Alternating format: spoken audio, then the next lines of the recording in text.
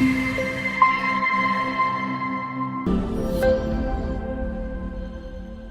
evening everyone. Welcome to ABHIRAM IAS Academy. This is Pavani Reddy Palla. I'm here to discuss the Daily Chronicle series. So the first important article in the Hindu newspaper is the Aero India. So the exhibition of Aero India has been inaugurated by the Defence Minister Rajnath Singh. So let us go into the details of the Aero India. Okay. So it is a biennial show. Means what? For every 2 years it will be conducted once. So every alternate year we will be seeing the Aero India exhibition. So where it is conducted this time? It is conducted at the Yelahanka in Bengaluru. The objective of these type of exhibitions or shows or the exercises is to project to the entire world, in fact, to show the capabilities, external capabilities of India. So that is the objective. It is considered as Asia's biggest aerospace and defense exhibition, which is conducted for almost around 5 days. So what is the edition? It is the 15th edition. So earlier to this, 14 editions have been completed. So 14 editions of Aero India has already been completed. Okay.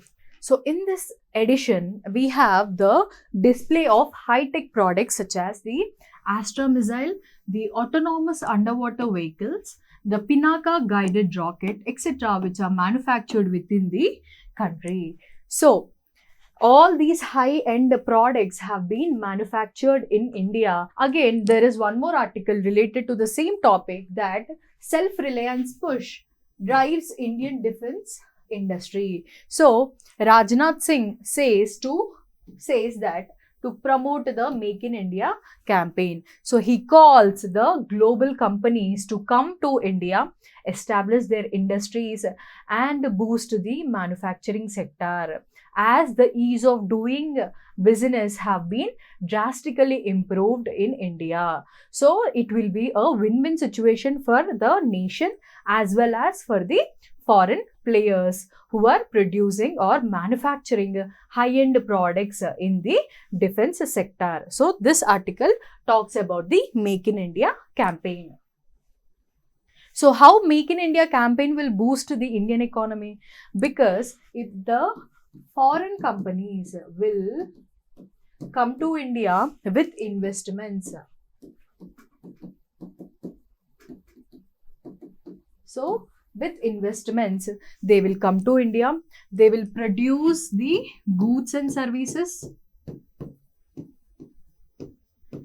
thereby jobs are created,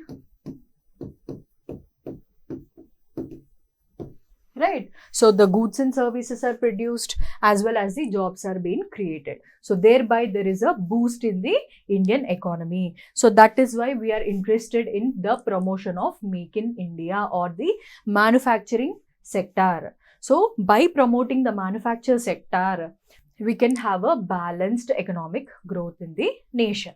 Okay. Coming to the next important topic in the Hindu newspaper today, we have food security. So this article headlines that 14 crore Indians denied food security cover due to delay in census. It is said by the Sonia Gandhi. So what is Food Security Act? What is the census? We'll go into detail. So let us go into the details of the topic. So yesterday in the Rajya Sabha, the Sonia Gandhi discussed about the delay in the census and the National Food Security Act in the 0 hour. What is 0 hour? So 0 hour is generally the hour where the MPs can raise the topics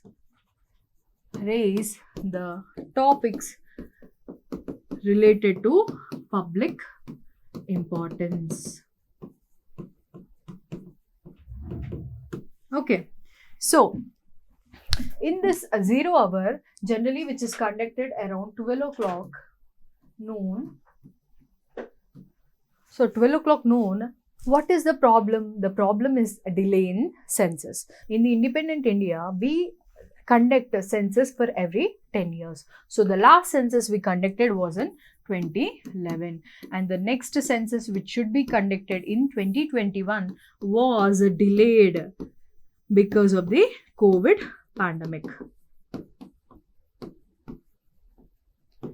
Okay, so because of the COVID pandemic, we were not able to conduct the census till now, till the February 2025, and we don't know the exact date of conduction of census in the near future also. So what is happening here? Since the society is dynamic, in the way the population will change, the population growth rates are changing, the various aspects of the population like the birth rate, death rate, migration, etc. All the aspects of the population are varying day by day, and also there is a change in the socio-economic data of the population. Okay, so because of this dynamic nature of the society, there will be changes in the economic status also. Okay, so the population, according to 2011, the population is around 120 crores. But just with the estimation, the population may be around 140 crores as of now, more than 140 crores as of now. So this increase of 20 crores population are being neglected by the government. Because we don't know the details about these increased population, we are not able to give any beneficiary schemes to this population. So this was raised. Now let us see the details about the National Food Security Act 2013. It was launched by the Congress-led UPA government in 2013. So what is the objective? The objective is to provide food and nutritional security to the citizens of India. Okay, so what is the coverage? So coverage is, it covers around 75% of the rural households and 50% of the urban households. Okay, so this is the coverage. 75% of entire rural population is being covered, and as well as the 50% of the entire urban population is also covered. Through this act, what is being done? Through this act, there is the distribution of food grains at a heavily subsidized prices. Okay, so provision of the highly subsidized food grains through the population, through this scheme. Okay, how they are doing it? Through the targeted public distribution system. They are also called as the fair price shops or the ration shop. Okay, so the highly subsidized food grains are distributed to the people through the fair price shops or the ration shops in the common man language. So this is some information. Okay, so according to 2011 census, the 81.35 crores were being identified as the beneficiaries of the National Food Security Program. So the population was then around 120 crore. So 81 crore were identified as the beneficiaries in the entire 120 crore population. So 2021 census has not been conducted. So the population now might be around 140 crore. Then there should be addition of the population in this bracket of the National Food Security beneficiaries, but this has not been happened. So this was the question which was raised by the Sonia Gandhi in the Rajya Sabha yesterday. Okay, so now let us see the two categories of the National Food Security Household Program. So number one is the Antyodaya Anna Yojana, AAY. So these households receive 35 kgs of food grains monthly as a whole. So the entire family will get 35 kgs of the food grains monthly. Next, second one is the priority households. So this category, in that each person will get 5 kgs of food grains monthly, including the rice at rupees 3 per kg, wheat rupees 2 per kg, and other coarse grains at rupees 1 per kg. So these are given to the priority households. So priority households, each person in the household will be given 5 kgs of the grains. Okay, so these are two types of beneficiaries within the program. Next, other important points need to be remembered about the program is that free and nutritious meal to pregnant women, lactating women,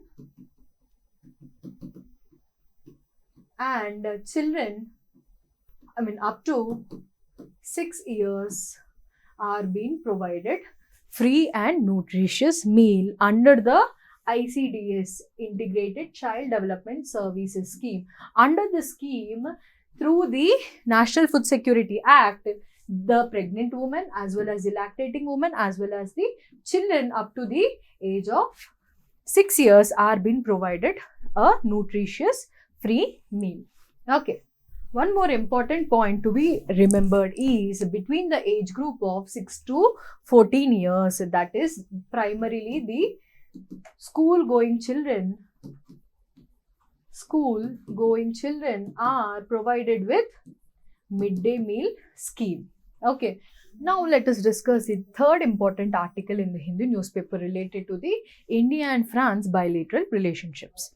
Okay. So Modi has scheduled a 3-day visit to France. Okay, so he reached France yesterday and met the President Emmanuel Macron. Okay, so he is there to attend the AI summit and to co-chair along with the French President. So coming to the AI Action Summit in Paris, this is the third edition of the AI Safety Summit. So the first one taken place at the UK and this in 2023, and the second one has taken place at the South Korea in 2024, and in 2025 the AI Action Summit is going to take place in the Paris, which is considered as very important summit related to the AI safety and the issues concerning about the AI and the further growth of the AI technology. Okay, so what is the other agenda of the Modi's visit? So Modi is there to discuss the bilateral discussions of the 2047 Horizon roadmap of India and France. So by 2047, India is wanting to become a developed nation. So India want to have a very good relationship with the France for it to support us in our development journey. Okay, for that we are going to have bilateral discussions where France is going to support us through defense deals, technology, support nuclear technology. So these are other important agenda which were discussed among the India and France bilateral discussions. Next, in the opinion column, we have this article related to the problem of regulating the live-in relationships. This article is related to the Uniform Civil Code. Okay, so recently Uttarakhand has drafted a legislation related to the Uniform Civil Code. So where it mandated that every couple of opposite gender has to get registered to live together. Okay, if they are not registering, then they are liable for the criminal charges according to the Uttarakhand Civil Code. So let us go into the details of this article. This topic is very important for us in the polity segment, in prelims as well as for mains. Okay, so this is one of the dynamic topic in the polity subject. So, according to Article 44, says the state shall endeavour to secure for the citizens a uniform civil code throughout the territory of India. So, this Article 44 is part of the directive principles of state policy, which is Part 4 of the Indian Constitution. So, Article 44, which says that there should be uniform civil code throughout the Indian nation. So, it is a part of the directive principles of state policy, which is mentioned in the Part 4 of the Indian Constitution. So, what you have to remember that this DPSPs, the directive principles of state policy, are non-justiciable. What is meant by this? The term non-justiciable. If the DPSPs are not implemented or violated by the governments, then you cannot directly go to the High Court or Supreme Court for its validity. Means what? If the Uniform Civil Code is not implemented in Telangana, then you can't reach the High Court and ask the High Court that Uniform Civil Code is not implemented in Telangana. So, what it means? It is non-justiciable. We can't reach the judiciary for the non-implementation of the principles, DPSPs. Okay. So, then what is the purpose of DPSPs? So, the purpose of DPSPs is nothing but socio-economic progress. Socio-economic progress. So, whenever in democracy, basically, whenever the voters are electing a government, we should make an effective decision, because our proper decision will result in a effective governance in the society. That government which is elected by the people will in turn do the socio-economic progress. Okay, so by voting effectively, by taking part in the democratic process effectively, we can choose a effective government which will promote the socio-economic progress in the country by implementation of the DPSPs. Through the implementation of the DPSPs, we can achieve the socio-economic progress rapidly. Okay, so Article 44 says that, indirectly says that in the near future, the government should implement the Uniform Civil Code. So, we have almost completed more than 75 years of our independence. So, at this point of time, the Uniform Civil Code has taken some form. Okay, so what is that? So, what is meant by Uniform Civil Code? It means that all sections of the society, irrespective of their religion, they should be treated equally according to National Civil Code, which shall be applicable entire India uniformly. Okay, so irrespective of our religion, we may be Hindu or Christian or Parsi or Jain or Islam. So any kind of religion, we are being regulated by the National Civil Code in matters of marriage, divorce, maintenance, inheritance, adoption, and succession of property. For these kind of civil matters, the National Civil Code should be in use. Okay, so irrespective of the religion, irrespective of the customs and traditions in India, we have to have a National Civil Code in the civil matters. Okay. So, what it means, there is no relationship between the religion as well as these civil rights in the modern society. Okay, in the modern society, there is no connection of religion for getting our civil rights. So, why do we need a uniform civil code? For number one, to ensure the equality. So, conventionally, India being a patriarchal society, we need to balance the women on par with men. So, by implementing a uniform civil code throughout the India, irrespective of gender or caste or religion, then we can achieve equality. Okay, number two is national integration. So, it helps unifying the country under one legal system or one single code. And number three is simplification of laws. Because India is a multilingual, multi-religious, multicultural society, there has been number of personal laws for their traditions. So, because which are very complex in nature to understand. So, they can be simplified and they can be implemented with a single code. And number four is justice to women. So, it removes the regressive laws of the personal laws that discriminate women in marriage, divorce, and inheritance. So, thereby giving a chance for women to have a equal role on par with men. And next, number 5 is it promotes secularism. What is secularism? Secularism defines that the governance or the government should be separated from religion. So, government and religion are two different entities. Okay. So, all the civil matters should not be coming under the religion. So, that is the promotion of secularism.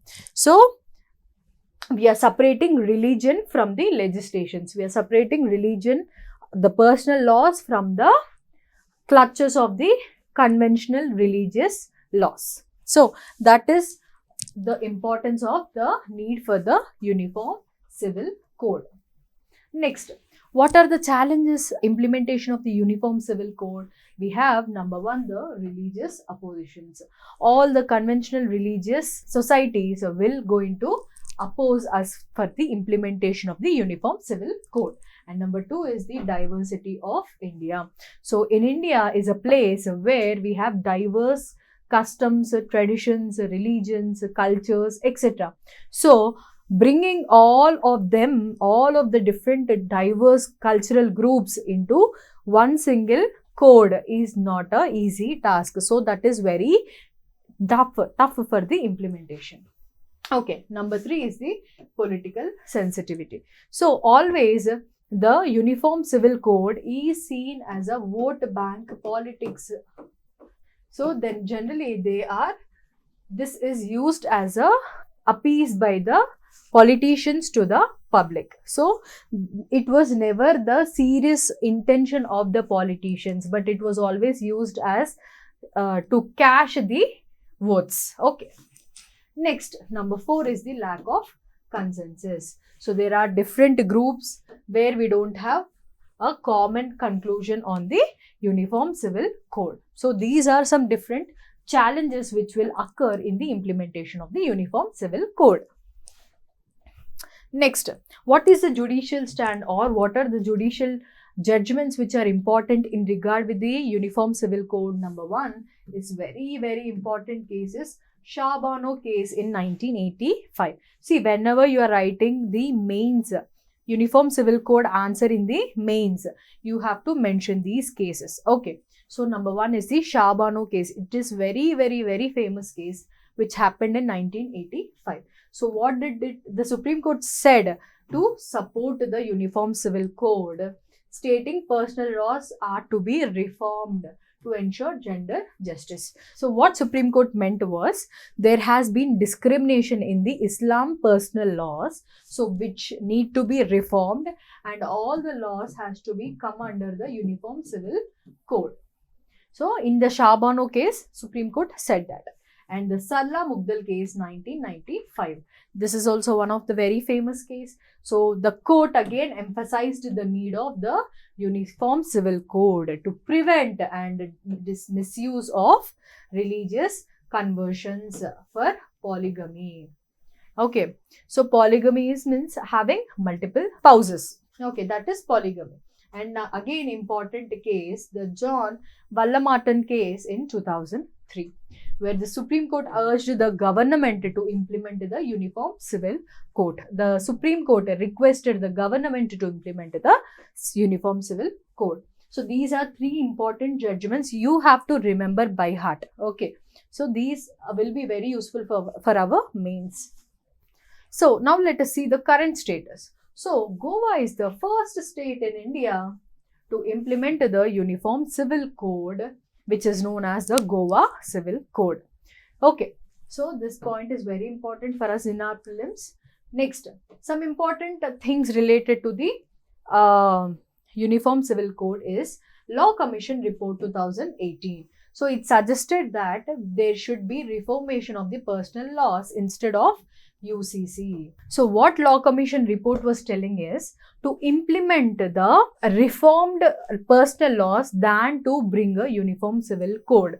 It felt that because India is having diverse groups, we can't get all of them under one single umbrella of uniform civil code. So it felt the implementation of reformed personal laws is better than the Uniform Civil Code. So you can just use this point in the conclusion as well. Conclusion for answer ratings. Okay, next. So the latest current affairs is that Uttarakhand government has formulated a legislation on the Uniform Civil Code in 2024, and in January 27, 2025, it came into effect. So according to it, all the couples in live-in relationships have to be registered under it. Okay. So according to the author, the Uttarakhand Civil Code erodes sexual autonomy and reinforces the social control of the individual sexual choices. So according to the author, this kind of clause in the Uniform Civil Code of Uttarakhand is eroding the sexual autonomy of an individual person. So these are some important articles in the today's newspaper. So that's all for today. Thank you so much. Please like and subscribe to ABHIRAM IAS Academy.